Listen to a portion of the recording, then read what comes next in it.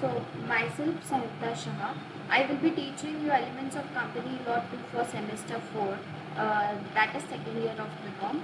And let us understand what is company law and how a company functions. We have seen in the earlier part also in company law 1, we have studied various aspects about the company. Now we should be studying all these in detail in company law 2. So let us go through the syllabus that we are going to follow for the entire year.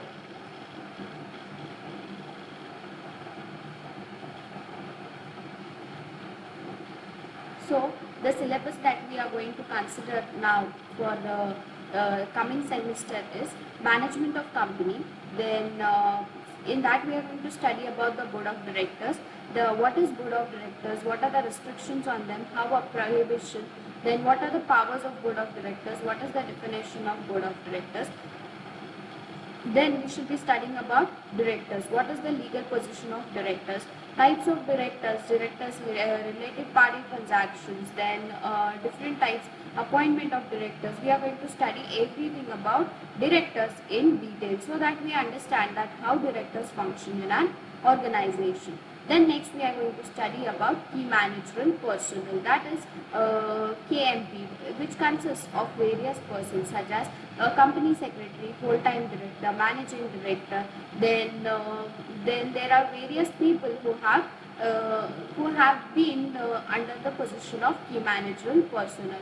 Then what are their responsibilities? How is everything carried out in these things? So we should be studying about key managerial personnel. Then next we should be studying about company meetings. Now, what are company meetings? Then how board of directors take board meeting? Then how to conduct meetings, different meetings which are to be conducted by the company in the respective year. That is about annual general meeting, extraordinary general meeting. Then what are the provisions for convening these meetings? Then who are proxies? What is a quorum? What is notice? What is agenda? We should be studying all of these things about company meetings in this chapter. Then the last chapter is e-governance and winding up. Now, why is e-governance important and how is winding up of a company done? Once a company is into winding up, what is the process which is followed? For a company to wind up, there is a certain process which is prescribed by the Companies Act, which has to be followed before winding up of such companies. So now let us study the first part, that is the first chapter, which is management of company. Let us understand what is management of company and let us understand about the directors in detail. So in this chapter we shall be firstly studying about board of directors. What are the functions? Who are called as board of directors? What are the functions of board of directors? What are the powers given to the board of directors? All these things we shall be studying in the first chapter, first part of this chapter. Then next we shall be studying about directors. Now what are directors? Directors are the people who are appointed by the shareholders. So what are directors? Then what is their legal position? What are the types of directors which we have? Then appointment of directors, qualification, disqualification, all things in detail. Then if loans are given to directors, how we shall carry out, everything about them we shall be studying. And the learning objectives. What are the objectives to learn these things? The main objective is to understand how a company functions. Being in the commerce sector, you should be knowing about all these things in detail. So let us try to understand what are the different types of board of directors, then what is directors and board of directors mean. So let us start with the chapter. Now, introduction about organizational structure of a company. So, business organizations like sole proprietorship, partnership firms are generally run by their owners. The management of such organizations is comparatively easy because of its limited activities and moderate size. However, in case of the company form of organization, the size and scope of business activity is large and many shareholders' interest is involved in its functioning. These shareholders are the owners of the company. However, in reality, they cannot look after the management of the company as they are scattered and are not generally aware of all the nitty-gritties of the company. So, as we know that we have different types of business organization. First is sole proprietorship. Sole proprietorship means individual person. Then partnership, where two or more people come together and start a business.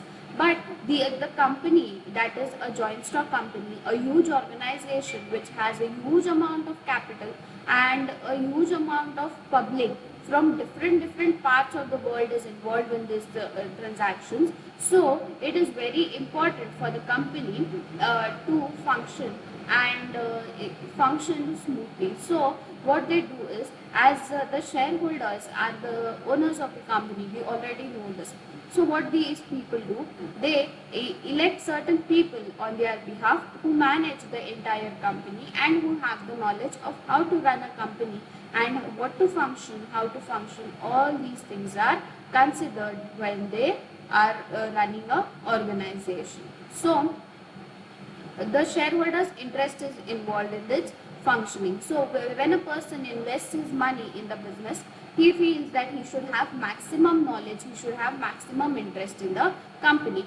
But being scattered over the world or over different parts of the India, so it is difficult for them to come and daily observe whatever is going on in the business. So what they do is they elect certain people and they consider them as their representatives, and they see to it that whatever the shareholders feel is completed by the board of directors. So now let us move further. On the other hand, a company has no physical existence of its own, but being an artificial person, it cannot act by itself. Hence, such organizations are required to be functioned through some human agency. The persons by whom the company acts and by whom the business of the company is carried on or superintended are termed as directors. So, the organization requires certain people to function. They are called as a human agency. Human agency means what? The persons by whom the companies act and by whom the business of the company is carried on or superintendent means what? Supervision is done. They are termed as directors. So the company as an institution is composed of two organs, namely the general body of the shareholders and the board of directors. Though the powers of management and administration vest in the general body of members, exercising such powers in the day-to-day administration is not practicable. Hence, the general body elects their representatives called directors. As per section 149 of the Act, every public company shall have at least 3 directors and every private company shall have at least 2 directors and 1 director in case of one-person company. So there are different organizations, as we know that we have public company, we have private company and we have one-person company. So each of them shall have a different perspective or shall have a different requirement in case of directors. So in case of every public company there shall be at least 3 directors, and in case of private company there shall be at least 2 directors and 1 director in case of one person company. So why are directors so important? Because directors are going to play an important role in the management of the company. Next, as per section 149 of the Act, every public company shall have at least 3 directors and every private company shall have at least 2 directors and 1 director in case of one-person company. These directors are collectively referred to as the board of directors or board, and these directors are accountable to the shareholders members. These directors will have to come back to the shareholders during the periodical election so as to seek fresh mandate from them, and in this way accountability of directors to the members is said to have been assured. The following organization chart of a company will highlight the hierarchy in the following management. So these directors are elected for a periodical time, that is they are generally elected for 5 years, then after that they are again re-elected after a certain period of time, and these board of directors are accountable to the shareholders or members of the company. In case they are not able to answer, or in case they are not able to tell what the shareholders are asking, in that case the directors shall be eligible to get to be removed from the company. So every few years there is a fresh mandate, that is different people are again elected, and the old people are removed, so that the company is more into clarity, and even the people can understand that who is functioning in what way.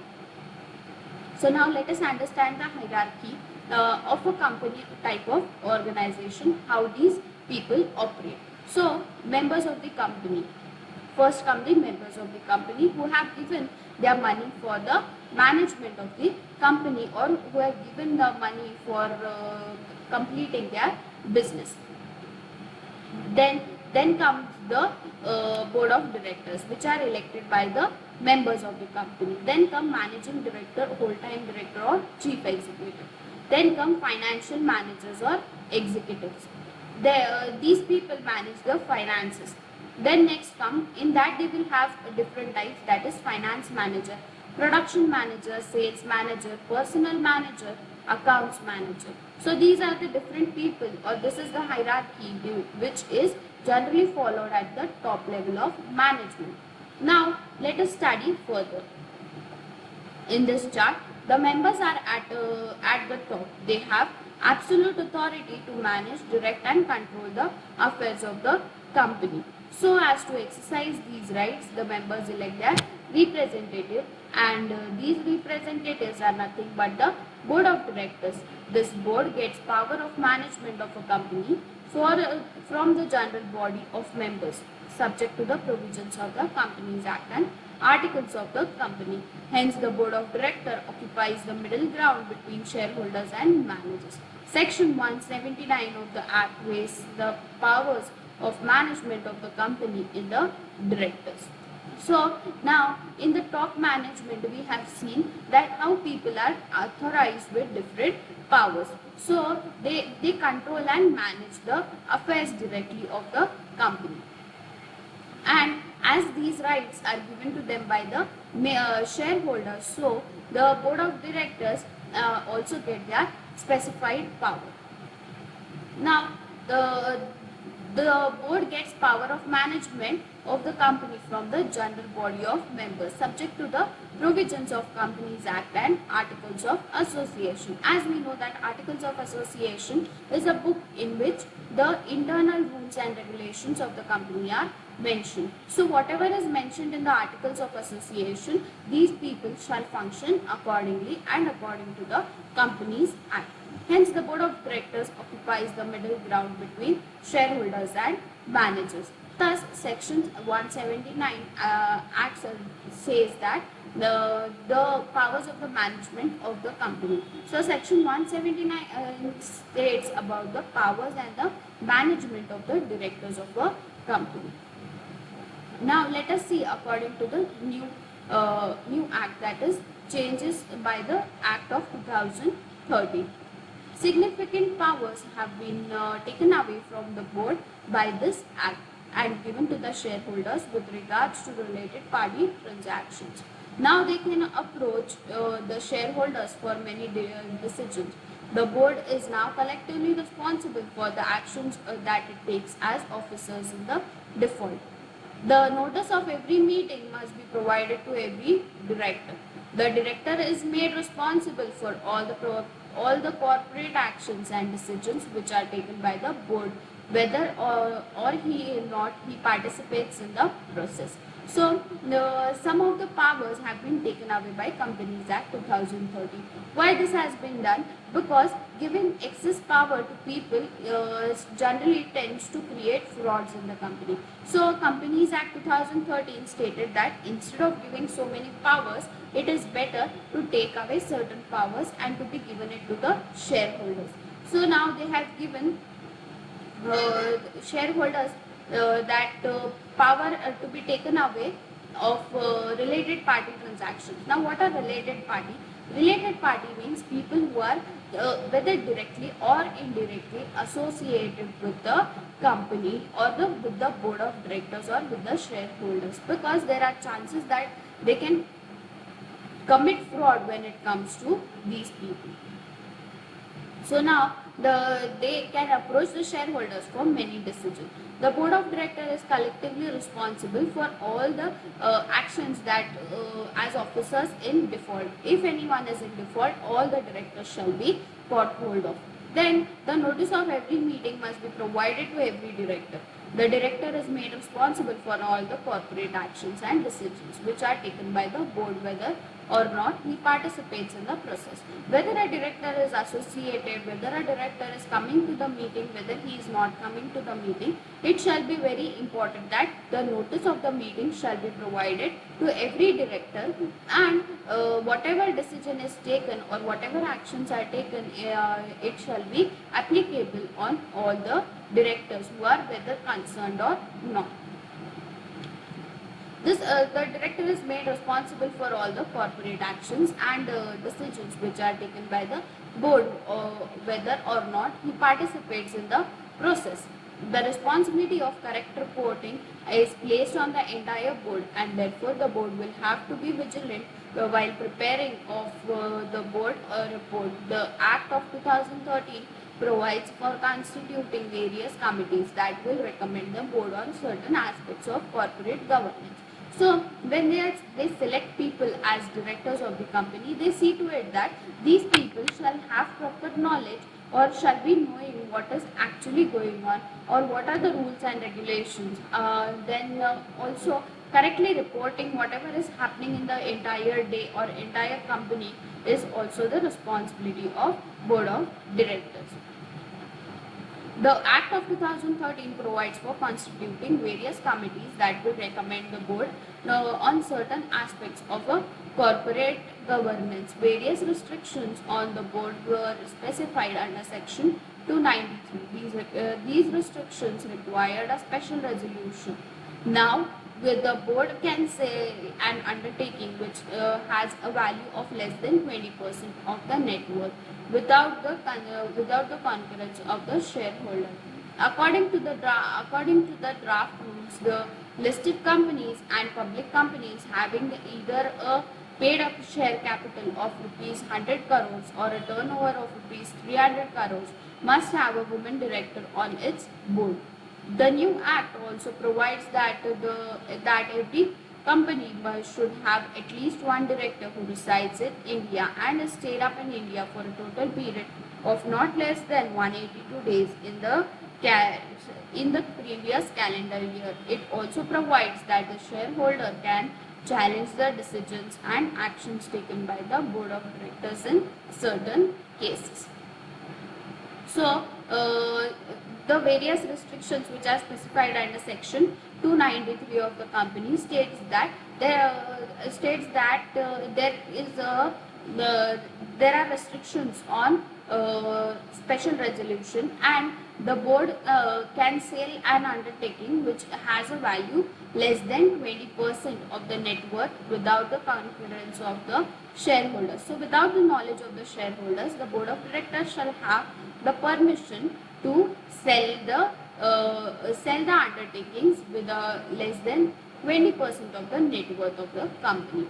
Now, and according to the draft rules, the listed company and public companies having either paid up capital of rupees 100 crores or turnover of rupees 300 crores must have a woman director on its board. So this is the new rule which is introduced, that there shall be a one director on the board, and the act also states that every company shall have one director who resides in India and has stayed up in India for a total period of not less than 182 days. Out of 365 days, the board of directors shall be in the company for minimum 182 days. In the previous calendar year, it was also possible that a shareholder can challenge the decisions taken by the board in certain cases. So, the shareholder shall be given permission that he can challenge the decisions taken by the board in certain cases. So these are the certain rules which are being brought by the Act of 2013. As the Act of 2013 is one of the important acts, that is after 1956 major changes have been brought in Companies Act 2013. So the companies which are incorporated after 2013 follow this rules and regulations. They are formed under the rules which are framed by Companies Act 2013. Now we should be starting with the next, that is Board of Directors. Now let us understand what is Board of Directors and how do they function and what all are their work. So meaning and definition. The Board of Directors is the brain and the only brain of the company, the body, and the company can and does act only through them. Bath versus Standard Land Company, 1910. When the brain functions, the company is said to function. It is the principal authority in all forms of company organization. The Board of Directors exercises powers of the company, controls its property and funds, and conducts its business. In simple words, all directors are collectively called the Board of Directors. So, the directors are the brain of the company, because only when the brain functions, the company can function. So, Board of Directors being the elected representatives of the company, they work according to them. So the company functions according to the Board of Directors. Now, what are Board of Directors? Why is it said Board of Directors? When a group of directors collectively come and take decisions, it is termed as Board of Directors, and it is the principal authority for all forms of company organization. So all companies they have the power to exercise their control and conducts the business. So, Board of Directors or board in relation to a company means the collective body of the directors of the company. Section 210 of the Act. So, what is Board of Directors? It is a board in relation to a company, means a collective body of directors of the company. Now next, let us start with powers and functions of directors. A company has to function through its directors. The directors of the company constitute the board. It is the articles of the company which grants powers to the directors. The powers of management of all the activities of the company are vested in the Board of Directors. So, a company has to function. Firstly, we know that a company has to function through its directors, and the directors of the company constitute of the board. Articles of the company grant certain powers to the directors, and the management of all the activities of the company are vested in Board of Directors.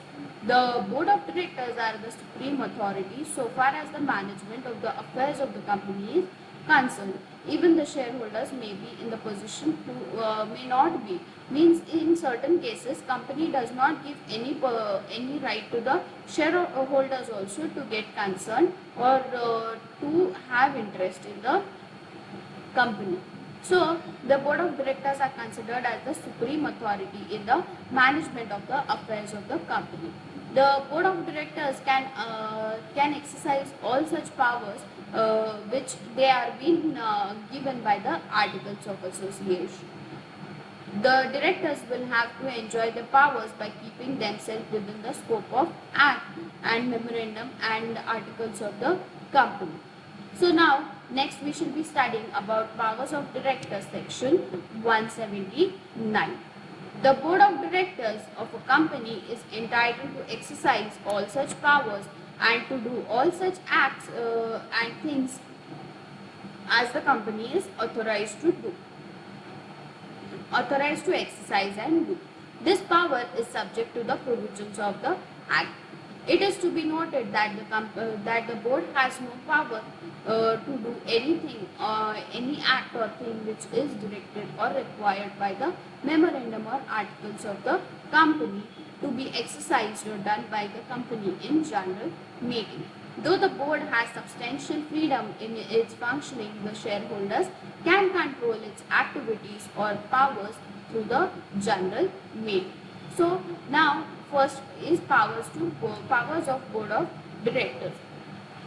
The board of directors of a company are entitled to exercise powers to do all the things which is authorized by the company. This power is subject to provisions of the act and has no power to do with beyond the acts which are mentioned in the memorandum or articles of the company and also the company's act, and it is to be exercised or done in the company in general meeting.